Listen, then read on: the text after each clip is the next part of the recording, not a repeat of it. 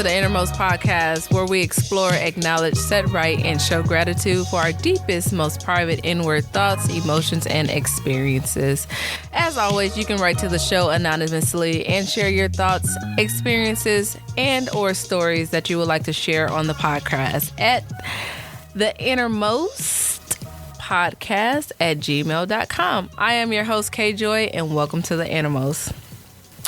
My goodness, this once a week episode journey is interesting. I always feel like by the time it's time for me to do another recording that so much time has passed, and it almost feels like I skipped a week, but I guess so much has just been going on within that time span. So I'm so excited to just kind of get back to doing a recording and hoping to be able to have an episode that would encourage you to get through your week. Monday is always like that, coming up off of the weekend and just needing to kind of get everything in motion and those wheels going. So definitely hope to motivate you. We are coming up on we just closed out the Olympics. Closing out the Olympics. Some incredible things have been happening, taking place with the Olympics. I have not had the opportunity to really watch it the way I would have desired to. I know I specifically wanted to watch the Sha'Carri Richardson race, the women's, I love track in itself. So, all the really track and field, but I always have like this issue with either the timing being right, like it'll say, at a certain time, in a certain time zone, and then the networks and all those things. So that did not work out for me. However, I did hear and am reading that Sha'Carri Richardson ended up getting silver in the 100-meter race, and Jillian Alfred actually took gold. So that was interesting. I still haven't seen the race. I do want to pull it up on YouTube and take a look. And that's just a testament that even we are just human beings that,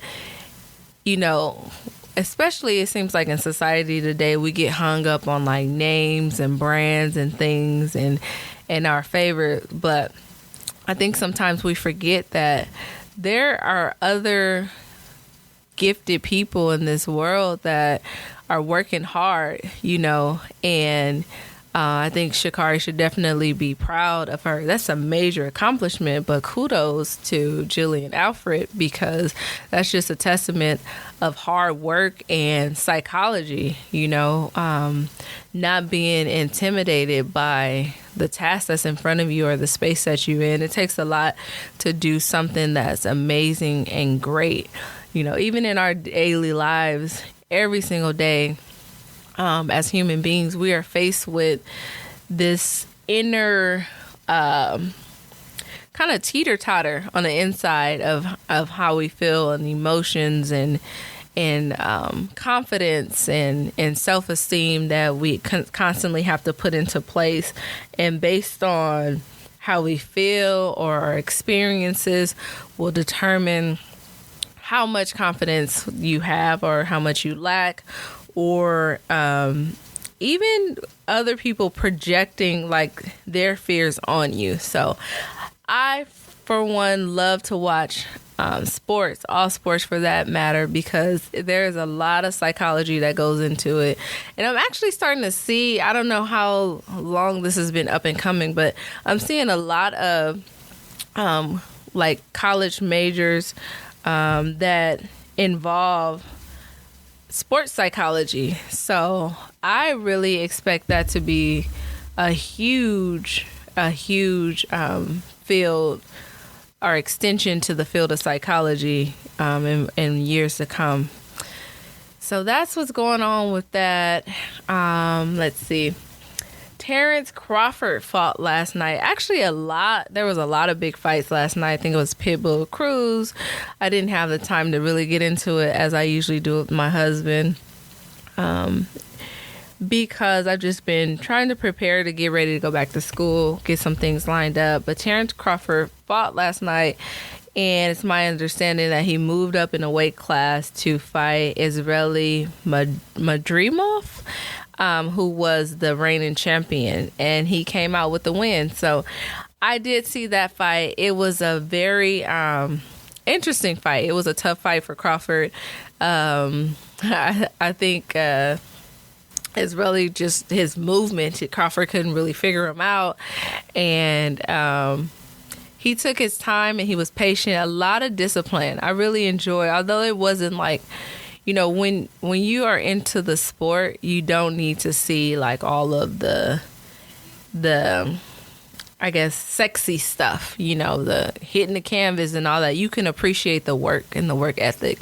So those guys really worked hard to duke it out.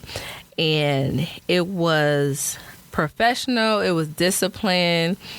And it was, even though there wasn't a lot of like fancy things going on, it was very entertaining and kind of had you anxious because there were some big shots here and there that were tough for Crawford to get in, but he got it in. So enjoyed fight night last night. I am a little bit late to the party. I see that Eminem dropped a new album in July, The Death of Slim Shady. So I listened to a little bit to that. I am a fan since maybe junior high school, something like that. And so it was good to see him still doing his thing. I think he's an incredible artist and lyricist. I mean, he is very creative. So some of the songs on there were a little dark for me, but I can appreciate the creativity for the ones that I heard. In political news, it seems like the conversations of the attempted assassination have kind of died down, and there's a lot of focus on Harris, since Biden has endorsed her and so many others. And it looks like they are searching for some news and some background information and some, how it goes in politics, some dirt. They searching for some dirt on Harris, and I see as of late they have something out about her husband who had a previous affair in his previous marriage. So I'm expecting it to get pretty nasty these next couple of months leading up to election time. But hey, it's election season and it's gonna get grimy. I am so looking forward to fall. It has been a very hot summer, and although I've enjoyed it, I am looking forward to fall. I'm looking forward to the fall candles, to the dew in the morning, to the cool evenings and cool mornings, and lighting my fire pit. And I'm just looking forward to the pumpkins and just all the seasonal things of fall. We have a favorite tree in our backyard, and I just cannot wait to see it start to turn. It's one of our highlights of fall, and I'm just so excited. It's like I'm ready to like bake pies and smell the aroma through the house and starting to get ready for the holidays, and I'm just so excited. So I'm wondering how many others are just excited for fall and looking forward to it to come. A few things that I wanted to mention was, I know I mentioned before a TV series that I recommended was From, and they didn't have a date as of then, but right now I'm showing that it premieres. Season 3 of From premieres September 22nd. So if you haven't had the chance to check it out yet, it is a little rough to get through the first couple of episodes, but if you're kind of artsy and like creative writing, then you'll enjoy it. And again, like I mentioned, if you enjoyed Lost, that came out in 2004, then you'll enjoy From. I'm a little nervous though, because the way season 2 ended, I felt kind of like, I don't know if I'm gonna like season 3. So sometimes I will wait, like if there's a series, I will wait until they have like 5 seasons before I even take a look at it, because I'm like, I don't want to get into a season and then, there's bad reviews and they drop the ball and I'm no longer interested. So I want to be fully invested. So with that being said, I see that House of Dragons just dropped their, I guess, finale for season 2. And I had always attempted to watch Game of Thrones, but never got around to watching it just with my schedule and having little ones. Like, it's kind of like frustrating to watch adult content when you always have to like pause or turn it off. And so eventually I just give up and just watch a cartoon. But I have made up in my mind this summer that I would get into Game of Thrones. And although I don't think I'm going to make it to the end of the season before school starts, I have made it to season 4. So I still have a little ways to go. I don't want to lose momentum because I feel like if school starts and I haven't finished, then I'm not going to finish. And that's really not good because I want to create a balance, like a work-life balance where I'm able to be like, you know what, I'm going to get a show in tonight, get into bed on time and not just overwork myself in my brain. So maybe it'll actually be a good thing and help me to kind of balance my time. All in all, that is my entertainment update for this week. We are in the first week of August already, and I feel like things are starting to cool off. There's about one more week here in town of summer break, and it's back to school for kids. As for me, teachers start a couple of days before students are on campus. However, I'm planning to get into the classroom to get it prepared and just to, get my bearings together and get ready. So I'm looking forward to that. Well, so I just love this quote by this Chinese philosopher and writer. I actually heard this quote by my mom, and it says, watch your thoughts, they become words. Watch your words, they become actions. Watch your actions, they become habits. Watch your habits, they become character. Watch your character, it becomes your destiny. Found this to be so profound, uplifting, and encouraging. It's important that we continue to stay mindful and just when we're live intentionally, that we really have to watch our thoughts, because once we start to think those things, we begin to speak them. They become our words. And once they become our words, they manifest into our actions. And once they become our actions, we make them a habit. And once they become our habit, they become who we are. We make them character. And once they become our character, that character leads us into our destiny. So I just love this so much by the Chinese philosopher Lao Tzu, and I hope it brings much encouragement to you. With all of that being said, transitioning from our weekly topics and entertainment, I am just so excited for our hot topic this week. I am giving it the name Innermost Beauty. And this is like coming like fresh off the press and just kind of unrolling in my heart and my mind and my spirit. For so long, I have held myself captive to past experiences and failed relationships. And this past weekend, especially like yesterday and today, I just was like praying and thinking, and I just made the decision like, you know what? I don't want to hold that old fire to the grace of my future and for what the Lord is doing in my life. And I really believe that the Lord has given me, I see, and I know that the Lord has given me a clean slate and new people in my life, a new opportunity.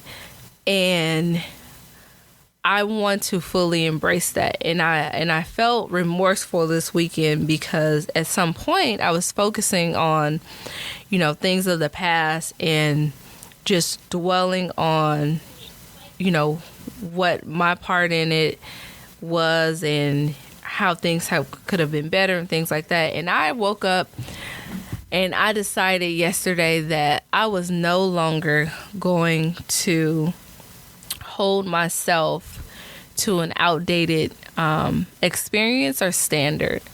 And it was just something about that realization and declaration to self that caused so much peace and so much freedom. Because what I realized was that although there has been many changes in my life and with relationships, I had not taken the time to focus on all of the wonderful people that the Lord had now placed in my life. And I now want to spend my time just watering and focus on and accepting the love that is there. I don't want to miss it. I want to be completely and utterly present. And so that was my thought process yesterday. And so this is me trying to make it a habit and walk in it and make it a reality, a part of my character. Is to kind of slow down, pay attention to my behaviors, listen, fully feel and be involved in the conversation. I feel like for a long time that I listened from an intellectual point of view as like a fixer or a person that would look to be a support. Now I'm learning to listen from a place of love and to feel what the person who is talking to me is saying, and a place of appreciation for that person being able to be vulnerable with me and to share their story with me. It is a gift when someone is willing to share with you their life or vulnerable pieces to their life. And maybe for most people, it's like a no-brainer, but not for me. For me, I always saw myself as like the person in any relationship that was just there for a moment. Like I'm coming and going, I'm moving. And maybe it had a lot to do with the fact that I did move around a lot and had to learn to develop relationships as a child. So I was good at being very on the surface. But whenever it came to just being completely vulnerable and really like committed, that would freak me out. That would cause so much fear. And so to make that declaration to not only not dwell on the changes, the things of the past, the old relationships, or, analyze or dissect them, but to allow myself to live and to breathe and to pay attention to what is currently before me. Just that in itself, I found myself just with constant joy and laughter and, appreciation. And I'm telling you, every encounter is like, goodness, it's like an elegant, fancy, slow-cooked meal, encounter. It is like a gift, and I'm so grateful for that. And so there's just something so beautiful about having those experiences, because what I believe, and this is why I said this is considered, like, I call it the innermost beauty. I believe that all of the misconceptions that we have about ourselves, when we allow ourselves to operate in our innermost beauty, when we allow ourselves to be who we fully are, to be fully present, to be fully listening and receiving and giving and love, then we access a part of ourselves that puts away our own misconceptions, that it denounces our own complexities, our own insecurities, all of those negative things that might creep up in your mind to make you withhold yourself from relationships. When you allow yourself to operate in your innermost beauty, in your freedom, despite your experiences, despite your past traumas, despite your fears, there is a beauty that comes across, that comes over you. There is a joy that is released within you because now you are allowing you to live. We always say this thing about like life, this, that, and other thing. Life is life. But choosing to live and actively every single day making sure that you are like really living, blood is flowing, you're engaged, you're present, even in, I get so tired and so exhausted. But when I am at work, my love for what I do, it takes over any human emotion that I have, any physical exhaustion that I have, because I'm able to operate out of passion and love for what I do. And so that's not easy to always do, especially when we're constantly moving, when we're in a society where everything is just so fast and you're moving, or maybe you end up spending like 30 minutes scrolling on social media before you realize it, and you're like, oh shoot, why am I just scrolling? So are we not focused? There's so many distractions, right? There's so many things going on, and that it could be easy to just kind of fall into a routine or autopilot of life. To be an autopilot in life. But to really pull back from that autopilot and say, you know what? I'm going to drive this thing. I'm going to put my hands on the wheel. I'm going to fully engage. I'm going to hit that gas when I need to, pull off when I need to, cruise when I need to. I'm going to set the temperature in this vehicle. I'm going to determine the sensation, the tone, the background music of my life. Then you get to see your innermost beauty. You get to see what makes a person vulnerable with you.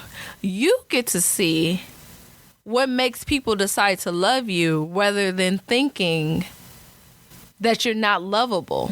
You get to experience you, right? Like I tell my kids all the time, you have to realize that you are a person that deserves love. That you too are a person.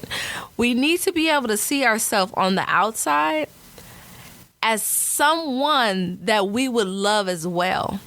And as soon as we recognize that, I believe that we're able to realize our innermost beauty. And that usually comes out when we allow ourselves to live, to be vulnerable, to be expressive, to show ourselves to people. And it has to be in a place where you have already done the work in your life and that you have already set the stage for your life, including boundaries, and you know that the people who surround you, you're safe with. This didn't happen for me until I had allowed myself to let toxic relationships dwindle.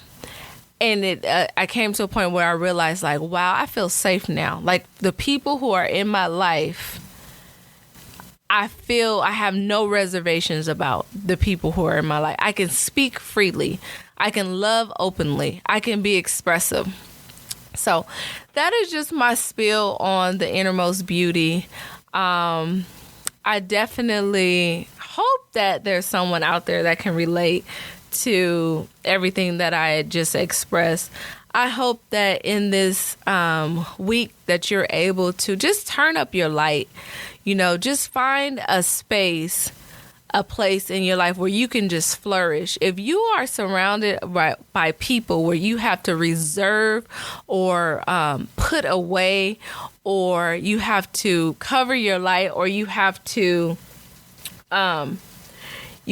shed back or step back on who you are as a person, then maybe you need to evaluate those who surround you and figure out what boundaries you need to put up so that you can fully live and flourish and feel safe being who you truly are, being completely loving and vulnerable, being completely, whoever you are, your own, humorous, witty self. I used to always consider myself a very funny person, but I was around people who thought my funniness was weird. And so now, that criticism is no longer there. So I can completely be me, and not only am I enjoying people are enjoying my humor, I get to enjoy it too, because I'm like, oh girl, I didn't know you was that funny. So definitely find a place where you can turn up your light.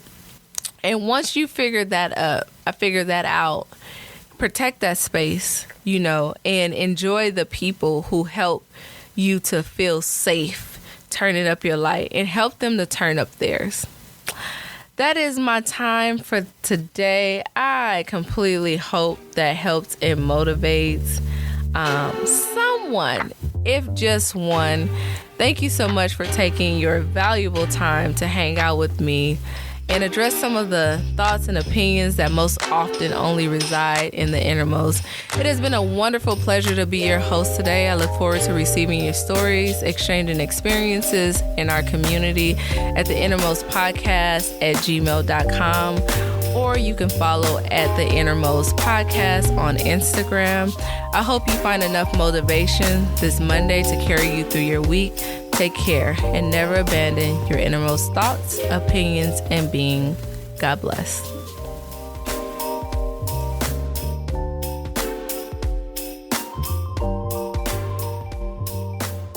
Thank you for listening to the Innermost Podcast. Check out new episodes every Monday for your weekly Monday motivation. Feel free to email your thoughts and experiences and stories to be shared anonymously on Innermost Podcast at the Innermost Podcast at gmail.com. And follow the Innermost Podcast on Instagram. As always, be blessed and live in the innermost.